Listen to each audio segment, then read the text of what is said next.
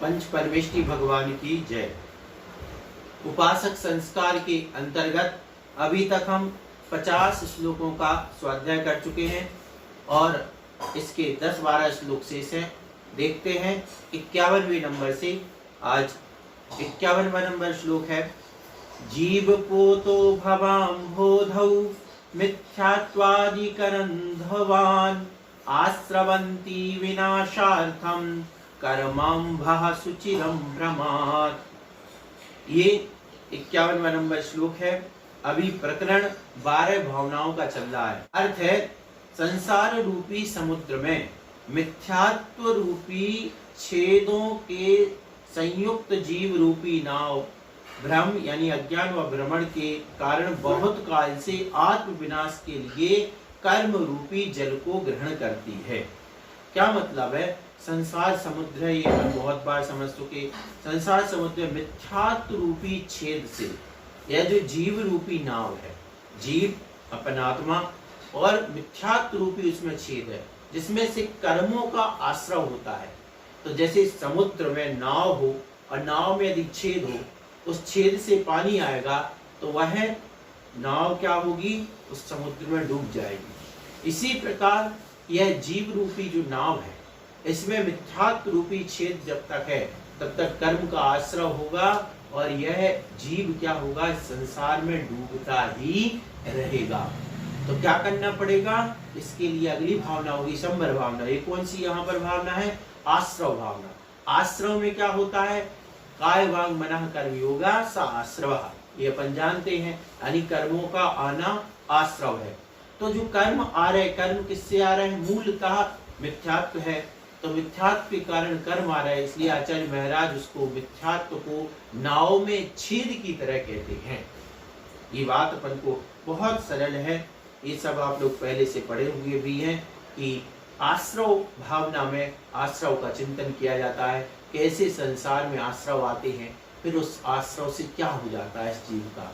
तो जैसे संसार में नाव है, संसार में मान के समुद्र है, समुद्र में कोई नाव चल रही है, उस नाव में यदि छेद है तो जल भरेगा, नाव डूबेगी। ऐसी है संसार समुद्र है, इसमें जीव रूपी नाव है, इसमें मिथ्यात्व रूपी छेद है जिसके कारण कर्म रूपी जल भरता है और यह जीव रूपी नाव इसी संसार में डूबती रहती है। ये आश्रव भावना है। इसको बहुत विस्तार से जितना चिंतन करो उतना किया जा सकता है।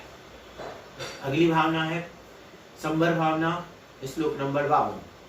कर्माश्रव निरोधोत्र संवरो भवति ध्रुवम साक्षादेतनुष्ठानम मनोवाक्काय संवृत्ति। कर्मों की आश्रव को रोकना यह निश्चय से संवर कहलाता है। इस संवर का साक्षात अनुष्ठान मन, वचन और काय की अशुभ प्रवृत्ति को रोक देना है। अशुभादु वित्ती सुहीड़ वित्तीय जाड़ चारितम जो, वहां पर द्रव्य संग्रह में भी आपने पढ़ा होगा। तो क्योंकि कर्म, देखो कर्मों का आना आश्रव था तो कर्मों का रुक जाना संभव हो गया। कर्मों का आना आश्रव और कर्मों का रुक जाना संभव। फिर यह निश्चय से संभव है और इस संभव के साक्षात क्या है? कारण क्या है? क्या किससे हो सकता है? जो मन है, वचन है और काय है, इनकी अशुभ प्रवृत्ति को रोक देना। मनोवाक्काय संवृत्ति, मन वचन काय को गुप्त कर देना, रोक देना, इनकी चंचलता हटा देना। इससे क्या हो जाएगा? इससे संवर होगा। जिन मिथ्यात्व एवं अवृत्ति आदि परिणामों के द्वारा कर्म आते हैं उन्हें आश्रव तथा उनके निरोध को आश्रव निरोधा संवरा। तो आश्रव के निरोध कर देना यह संवर है। आश्रव जहाँ संसार का कारण है, संवर वहाँ मोक्ष का कारण है। इसलिए आश्रव हे है और संवर उपाधि है। इस प्रकार संवर के स्वरूप का विचार करना। यह आश्रव है, इससे मेरा संसार बढ़ेगा, कर्म रुकेंगे तो मैं संसार से मुक्त हो सकूंगा। इस प्रकार से चिंतन करना, ये संवर भावना है। अगली भावना है निर्जरा भावना। 53 नंबर श्लोक। निर्जरा शातनम प्रोक्ता पूर्वोपार्जित कर्मणाम तपोभिर्बहुभिः सा वैराग्यस्ततच्चेष्टतहि। पूर्व संचित कर्मों को धीरे धीरे नष्ट करना, यह निर्जरा कही गई है। यह वैराग्य के आलंबन से प्रवृत्त होने वाले बहुत से तपों के द्वारा होती है। इस प्रकार निर्जरा के स्वरूप का विचार करना, यह निर्जरा भावना है। क्या मतलब? तपसा निर्जराता, तप से निर्जरा होती है, अनेक प्रकार के चारित्र से निर्जरा होती है, सगुप्ति समिति धर्मानुप्रेक्षा परिसय चारित्र, इन सब से व्रत समिति आदि का पालन करने से निर्जरा हुआ करती है। कैसी निर्जरा होती है? कर्मों का एक देश करके झड़ना, जो कर्म बंधे हुए थे उन कर्मों का एक एक करके आत्मा से पृथक होना, इसका नाम निर्जरा है। और निर्जरा तत्व कैसा है? उपाधि। इस प्रकार से निर्जरा के बारे में भी अपन दो प्रकार की निर्जरा है। पहली, सबके होए नहीं कछु सरे काम तेरा, दूजी करे जो उद्यम करके मिटे जगत तेरा। पहली तो सबके होती सविपाक निर्जरा, लेकिन अविपाक निर्जरा जो है, जो मोक्ष मार्ग में कार्यकारी है, मोक्ष के लिए कार्यकारी है, वह अविपाक निर्जरा है। तो पहली सबकी हो, दूजी करे जो उद्यम करके, पाल विषय माली। उदाहरण क्या दिया? जैसे एक आम होता, तो एक आम तो कैसा है? जो अपने आप पकेगा, और दूसरा आम क्या होता? उसी के साथ दो आम एक डाली पे लगे थे, एक आम अपने आप पक रहा और एक कच्चा आम तोड़ लिया, उसने उसमें रख दिया किसी भी चीज में और पका लिया, तो वह पहले पक जाता है।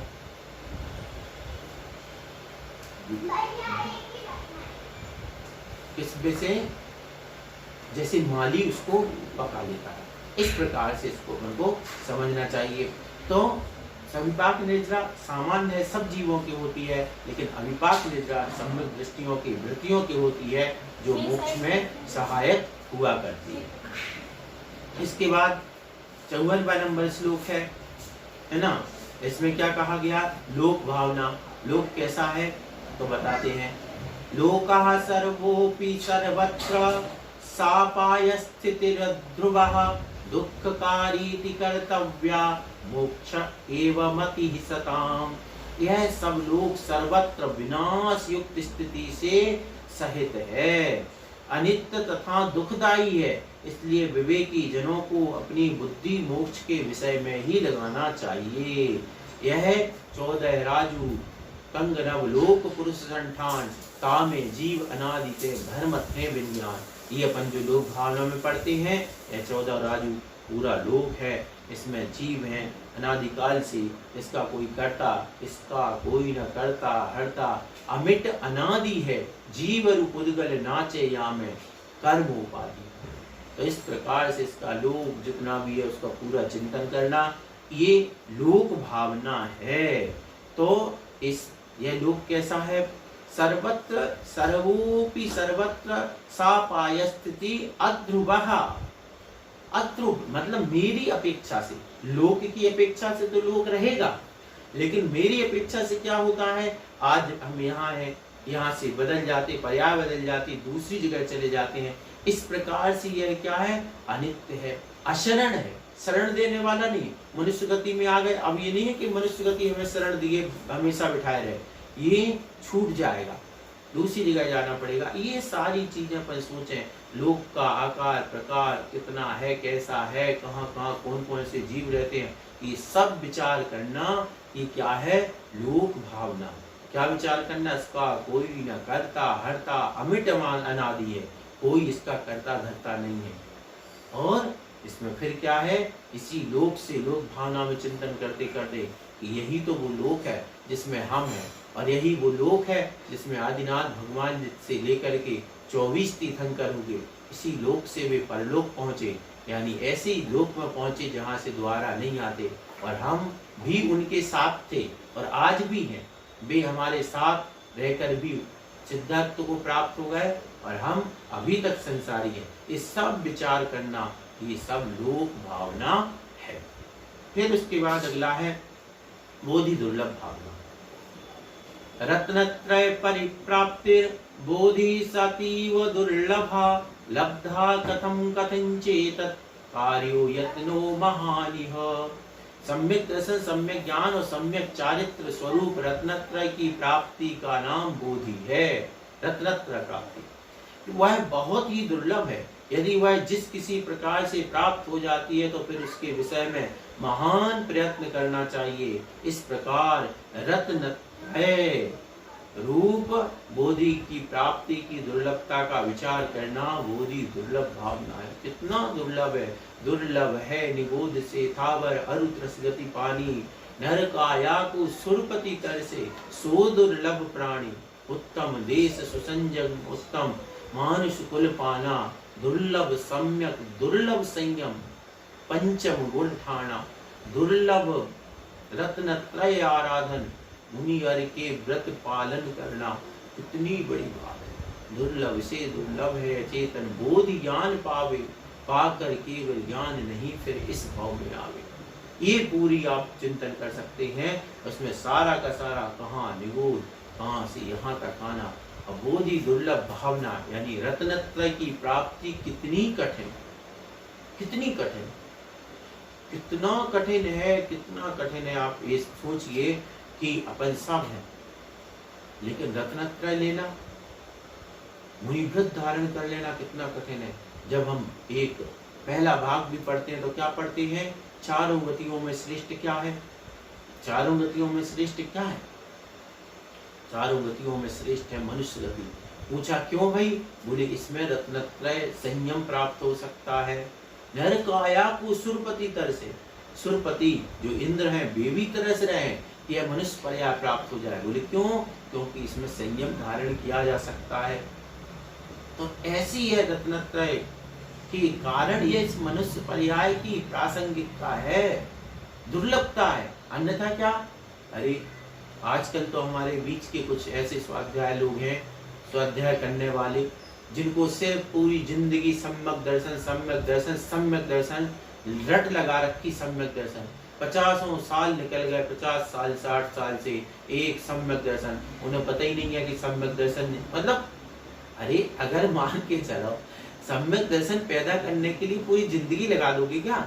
एक ही पेपर थोड़ी है, 3 है, सम्यक दर्शन सम्यक ज्ञान सम्यक चारित्र प्रकट करना है। तो तुम अपनी पूरी जिंदगी क्या ऐसी सम्यक दर्शन में ही निकाल दोगे?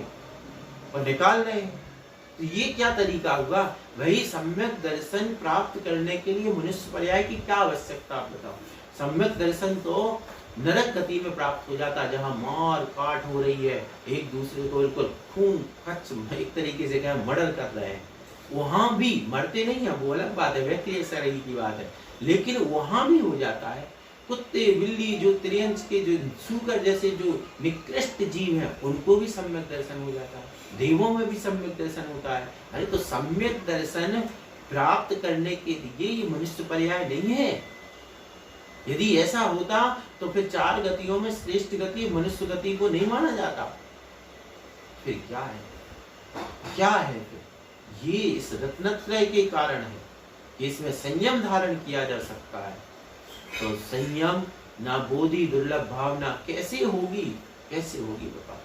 बोधि दुर्लभ भावना का यदि चिंतन किया जाता होता तो किसी को तो कोई तो रत्नत्रय धारण करता, लेकिन जब नहीं करते इसका मतलब ऐसा स्वाध्याय खोखला स्वाध्याय है। ऐसा स्वाध्याय क्या काम का स्वाध्याय, जो स्वाध्याय किसी को भी इस मनुष्य पर्याय की जो दुर्लभ चीज है उसको प्राप्त ना करा। अरे 1 साल में 2 साल में 10 साल में 50 साल में 3 पीढ़ियां निकल गई, 3 पीढ़ियों में किसी को रत्नत्रय की प्राप्ति नहीं हो, उस स्वाध्याय को कहां तक कार्यकारी माना जाए? ऐसा स्वाध्याय कार्यकारी कैसे कहा जा सकता? भाई उसका फल क्या है, स्वाध्याय करने का फल क्या है? सम्यक दर्शन के लिए स्वाध्याय कहाँ जरूरी है, कहाँ जरूरी? सम्यक दर्शन तो भोले से भोले व्यक्ति को, एक मुनिराज है जिनको कुछ नहीं आता है, कुछ नहीं आता, वो जाते हैं, अब सब अपन ने सुना हुआ है, एक दाल छिलके अलग कर रहे औरत को देख करके उस दाल छिलकों को अलग देखकर वेद विज्ञान जागृत हो जाता है, सम्यक दर्शन हो जाता है। कौन सी बड़ी बात?